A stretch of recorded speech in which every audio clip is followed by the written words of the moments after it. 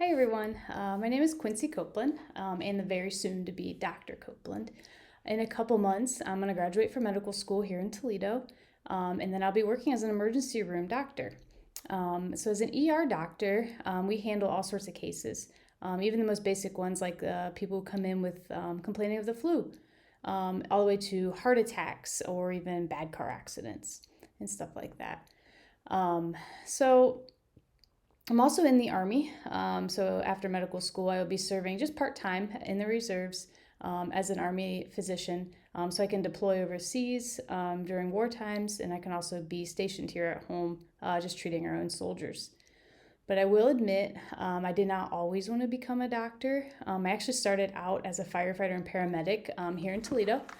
This is my helmet that I wore. Now it just sits on my shelf.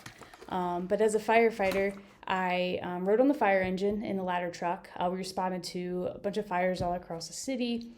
So I crawled through burning fires, put them out, and also rescued people and their pets. It was a lot of fun, and I do miss it.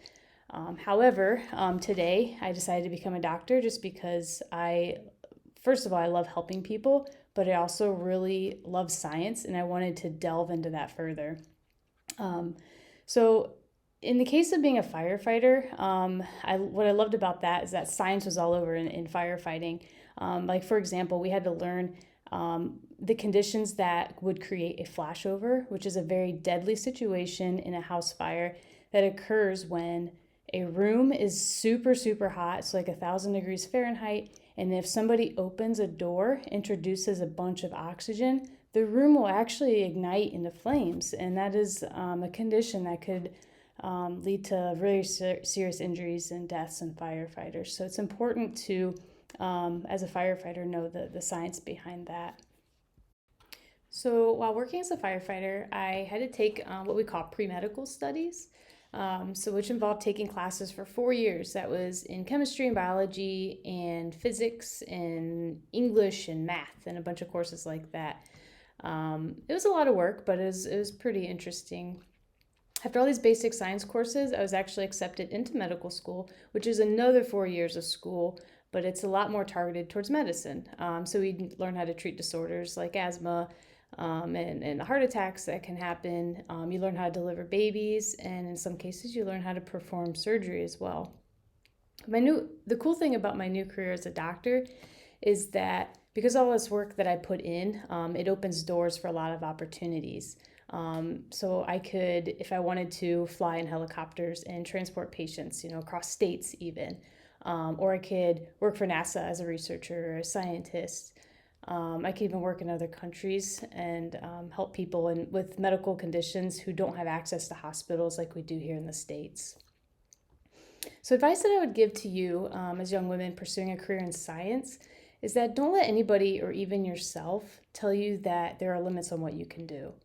With enough imagination, persistence, and hard work, you can do what you set your sights on. It may take a while, takes a lot of work, but nothing worth pursuing is easy and quick.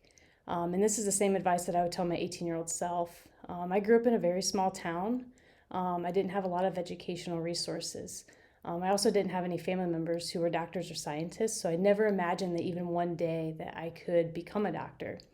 But because I involved myself in places like the Imagination Station and other science centers, and even events that took place at my local library, my world opened up to so many opportunities. I took a chance on myself, I worked really hard, and here I am today about to graduate with the skills and knowledge that need to help other people.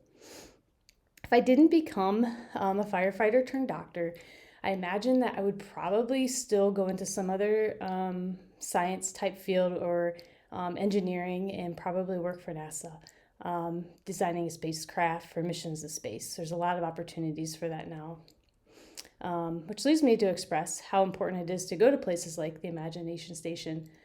Because I went to science centers as a young girl, I developed an interest in space and astronomy. I love learning how rocket ships are propelled into space and how they orbit the Earth.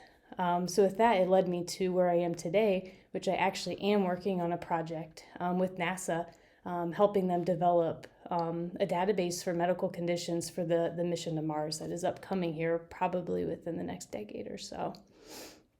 A quote that I have lived by, especially um, when I decided to pursue a career as a doctor was don't ask what the world needs, ask what makes you come alive, because that is what the world needs, people who are more alive. That is by Howard Thurman. I like this quote because it speaks the truth. The world doesn't need people who are trudging through life bored and unfulfilled just because they're following what others told them to do or what they thought they should be doing. You need to do what makes you excited, what makes you get up every day. And with that, I hope you guys really enjoy this week. I really wish we could be in person, but maybe someday soon. All right, take care.